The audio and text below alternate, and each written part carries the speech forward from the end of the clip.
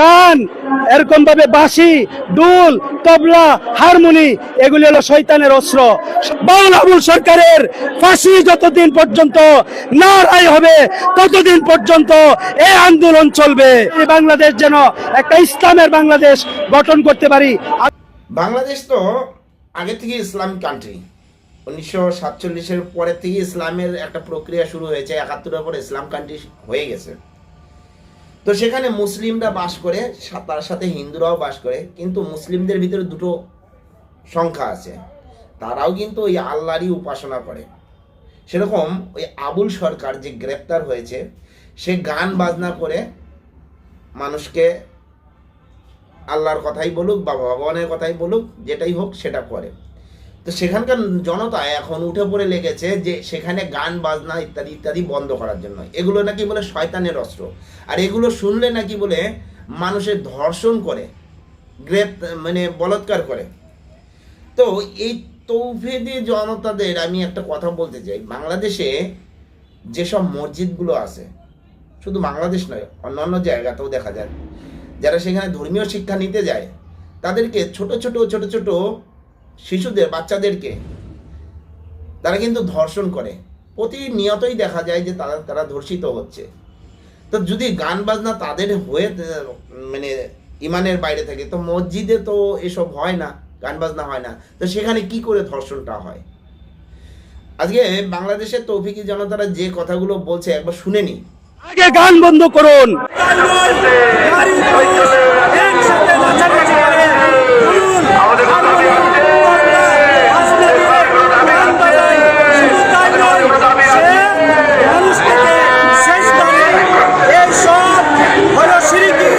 কুফরি এবং কবিরা গুনাহ।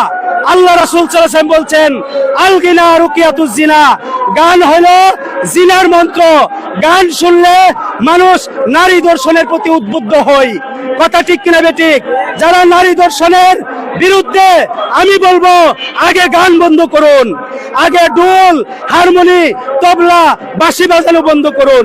এই জন্য বাউল আবুল সরকার, তাকে গ্রেফতার করা হয়েছে, আমরা সরকারকে ধন্যবাদ জানাই।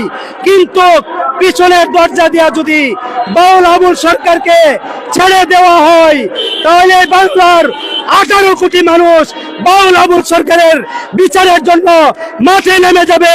বাউল আবুল সরকারের ফাঁসি যতদিন পর্যন্ত না রায় হবে ততদিন পর্যন্ত এই আন্দোলন চলবে চলবে চলবে। কেন? বাউল আবুল সরকার শিরিক করেছে, কুফরি করেছে, সে মুরতাদ হয়ে গেছে, তার ঈমান নাই।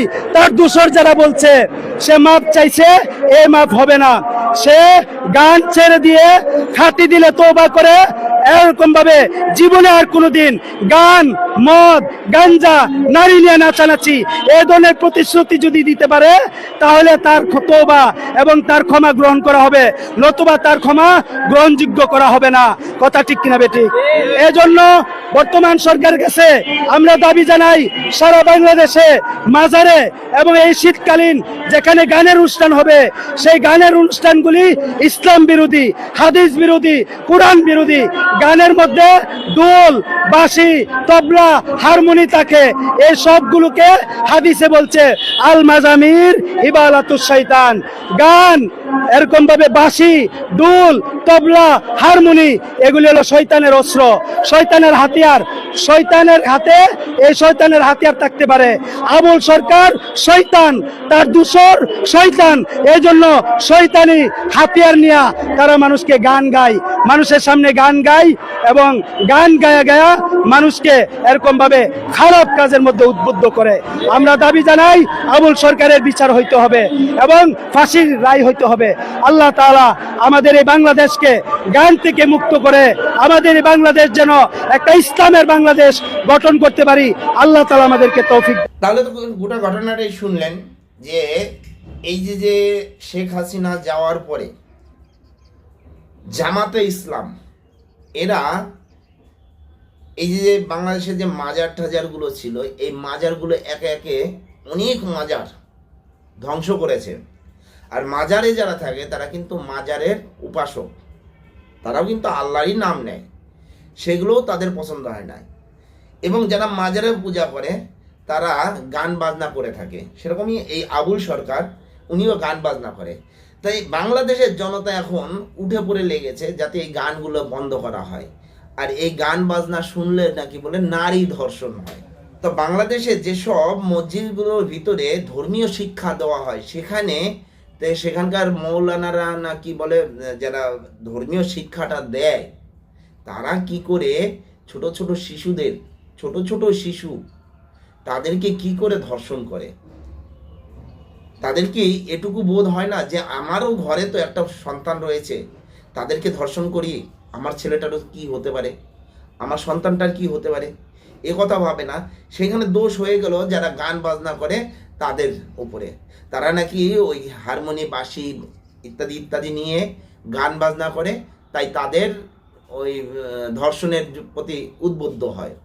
তো এসব পাগলগুলোকে নিয়ে কি আর বলার আছে। যাই হোক, এই বিষয়ে যদি আপনাদের কিছু বলার থাকে অবশ্যই জানাবেন। জয় হিন্দ, বন্দে মাতরম, ভারত মাতা কি জয়।